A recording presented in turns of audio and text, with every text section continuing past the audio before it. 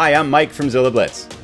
And I'm Kevin from Fort Circle Games. And welcome to the Shores of Tripoli 2022 Online Tournament of Champions final wrap-up episode. We got a lot of things to talk about, and we're going to start off with the team results. So we're taking a look now at our final standings. As we can see, the Rocks of Gibraltar and the replacements ended up 1-2 in the standings, which set the stage for our final best-of-9 series between the Rocks of Gibraltar and the replacements. So let's take a look and see how that went.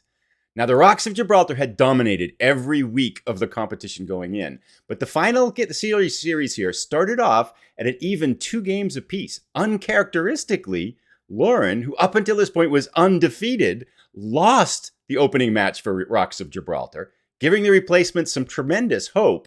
Things squared off at 2 games apiece. Then Lauren got some revenge, giving the Rocks of Gibraltar a 3-2 edge.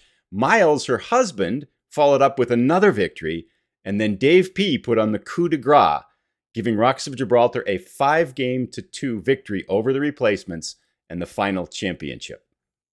Now, I have to be honest, I was a little disappointed in this result because the replacements, 3 of the players are local, whereas most of the players for the Rocks of Gibraltar are in Tennessee. So now I have to ship that big painting to Tennessee. So, so if the replacements had won, you could have literally carried the bus. Exactly. I could have just dropped it off. So nice.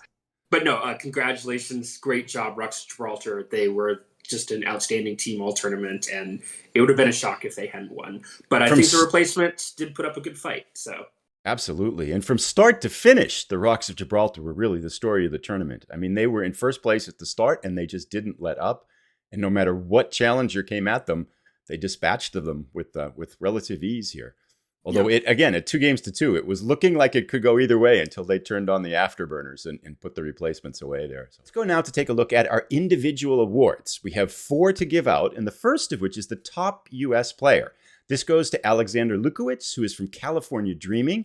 He went a phenomenal 4-0 in the tournament to pick up that award.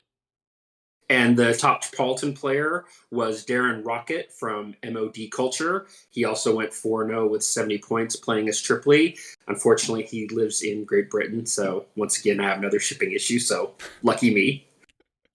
And our third award is the Stephen Decatur Young Commander Award. This goes to a player who is of a younger age than relative to the competition. This one goes to Cody, who finished with 7 wins and 1 loss, playing for Otto von Bismarck, and he's from the Thomas McLaren School. Congratulations to him on an outstanding performance. And finally, the David Thompson Top Human Being of the Tournament Award goes to Sebastian Bay. While his win-loss record wasn't quite what he hoped for, he's just one of the most amazing people in our industry and definitely helped make this tournament a much better experience for everybody. So thank you very much, Sebastian. Your prizes are on their way. And congratulations to all the individual award winners. Now, there was also an individual playoff. So let's go take a look at that now. So the way it worked is that Lauren, who was 8-0, had a bye to the final round. And then there were 4 people who were tied in second place with a 7-1 record. And so they engaged in a single elimination tournament. And the winner of that 4-person mini tournament would then face Lauren in a best-of-3 series. Now, the interesting thing, what happened is Kelsey, the number 5 seed, was playing Cody, the number 2 seed. The higher seed got to choose. He chose to be Tripoli, and the United States won, so Kelsey advanced. And then in the 3-4 round, which was Miles and Alden, Miles was the higher seed. He chose to be Tripoli, and he lost, so the United States won again. So then Kelsey and Alden faced off, and again they had to. The higher seed, who is now Alden, chose to be Tripoli, and he lost. So the United States was just crushing it. And so that meant that Kelsey, who had been the number 5 seed, advanced to play Lauren in a best-of-3 series. Lauren, not surprisingly, chose to be Tripoli. So she would be Tripoli in the first and third game, and she lost the first game. So the United States won that game. Then they flipped sides, and Kelsey was now Tripoli, and she lost. And Lauren won as the United States, setting up a final match where the United States had already run 5 in a row. But Lauren was able to win as the Tripolitan player and she wins the purple medallion, which is going to the same place as the painting. So congratulations to Lauren. I think it was pretty exciting that we had, although women were only about a quarter of the tournament, they were the top 2 finalists. So that's good to see that pretty tough matchup in that final round. So I was curious. I was curious to see how Lauren was going to recover, because at that point I think she was 8-0. She hadn't lost. And then she lost the opening round of the individual playoffs, 2 out of 3, but she stormed back to pick up 2 wins to get that. Yeah.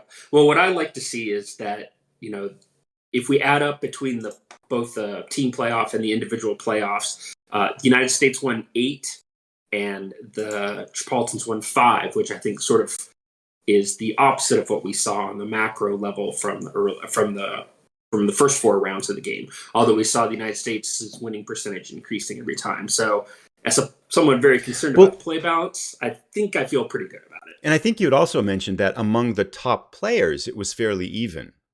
Yes. Right? Yeah. And, 8 wins for the U.S., 5 for Tripoli. I mean, that's a small sample size and could go back and forth. But if you go back and look through each round, you definitely see the United States winning a good 45, 48, 50% of the matches against Tripoli. So fairly balanced. Nice result. It's interesting to see how that's changed over the tournament too. And speaking of winning conditions, we now have our final piece from Abby Mullen, which talks about how the First Barbary War ended up. With Eton marching from the east and the Navy bombarding from the sea, Yusuf Karamanli began to think seriously about peace. The United States and Tripoli officially signed a peace treaty on June 10, 1805. That treaty stipulated that the United States would no longer pay any annual gifts to Tripoli, and it freed the prisoners from the USS Philadelphia for a one-time payment of $60,000. In exchange, the United States would free the Tripolitan prisoners that it held in Malta. Yusuf also demanded that Hamit and Eton had to leave Derna. All of these terms were signed and agreed to, though William Eaton was furious when he learned that the United States government was not going to support Hamit or his claim. Though this was the end of war with Tripoli, it was not the end of payment to the Barbary states. The United States continued to make annual payments to the other 3 Barbary states until 1815, when the United States Navy came back in force to Algiers and fought in the Second Barbary War. While historically the United States won the First Barbary War via peace treaty, the game allows for a greater variety of outcomes. Providing it's the fall of 1805 or later, the US player can win in 2 ways. After neutralizing Tripoli's allies, capturing the city of Dern, and clearing Tripoli of enemy frigates, the US player can play the Treaty of Peace and Amity to win the game immediately.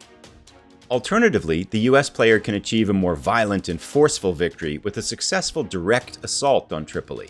The Assault on Tripoli card triggers this attack. The Tripolitan player has 3 paths to victory. If the Tripolitan player acquires 12 gold pieces, Tripoli wins immediately. Numerous cards can assist with this effort. Declaring war and raiding with Morocco, Algiers, and Tunis increases Tripoli's raiding capacity and creates multiple problems for the US player to handle. With these allies in play, the Yusuf Karamanli card increases in power, as a massive pirate raid from Tripoli and its allied nations can be a game-changing tactic. Lastly, Happy Hunting bolsters any Tripolitan raid with 3 additional dice. The Tripolitan player can also win by sinking 4 US frigates. This can happen through general gameplay, but Storms and the Philadelphia Runs Aground are 2 cards that Tripoli can play to sink or capture a US frigate outright. Lastly, if Tripoli eliminates Hamit's army, Tripoli wins the game instantly. If neither player achieves victory by the end of 1806, the game ends in a draw. In these episodes, we've covered many of the cards in the game, but there are more cards and strategies to discover as you play and learn the Shores of Tripoli. And with that, we've come to the conclusion of the Shores of Tripoli 2022 Online Tournament of Champions. And it's been really fun running the tournament. A lot of thanks go out. Thank you to Mr. Zilla the Blitz. Thank you for having me. It's been great fun to do as well. Yes. And then Tor, who runs the Rally the Troops site, has just been an amazing trooper, keeping everything running, building special pages. And thanks to Toys for Tots, our charitable partner that we were very happy to donate $1,000 to from running the tournament. And boy, I hope people enjoyed it. I know I had fun, and I know from judging by the reaction on social media, I think a lot of people really enjoyed the tournament. So it's been very fun to do. And for information on more tournaments and other events and upcoming news from Fort Circle, be sure to check out their website and to jump onto their mailing list or follow them on Twitter, which is @Fort Circle. Thanks everybody for tuning in and watching. Have a good one.